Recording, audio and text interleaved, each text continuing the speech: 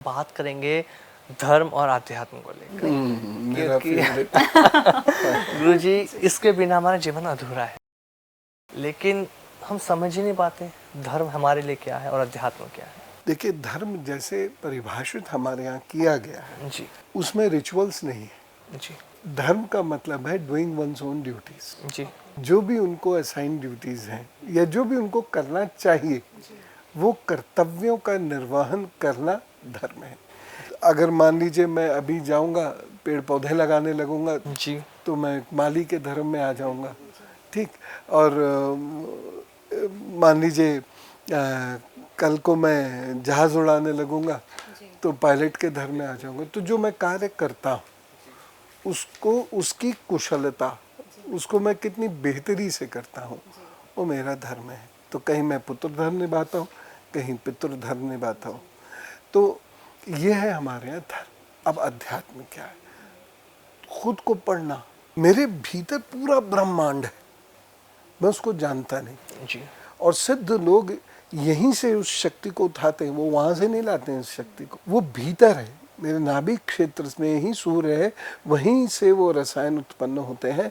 और जब मैं ध्यान करता हूँ ईश्वर का तो कब वो अपने आप सामने आने, मैं कभी सिद्धि के पीछे नहीं भागता।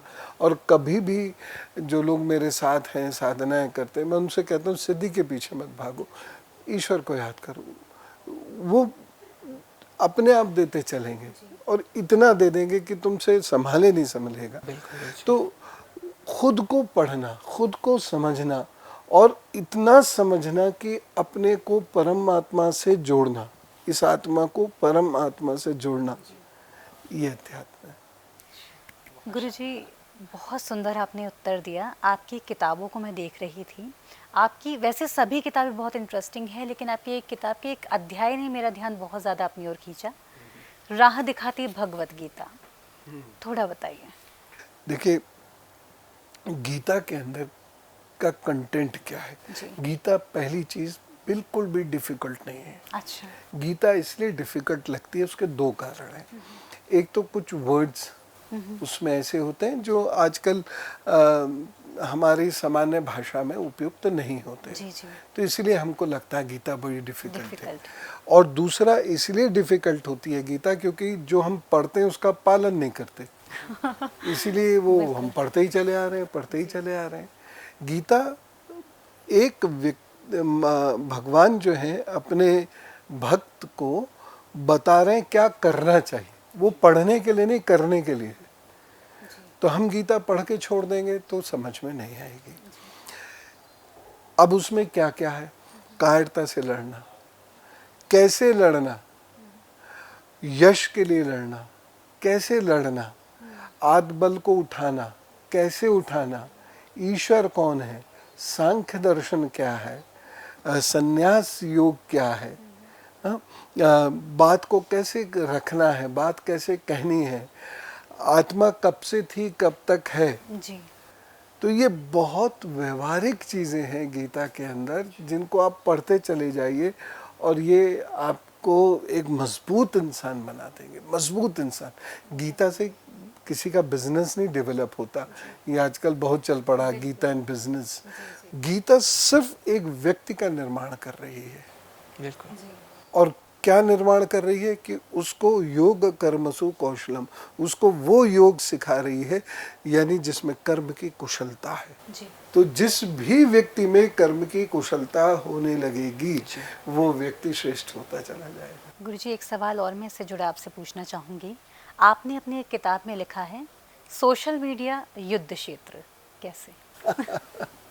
देखिए, सबसे बड़ा युद्ध क्या होता है? वैचारिक। जी।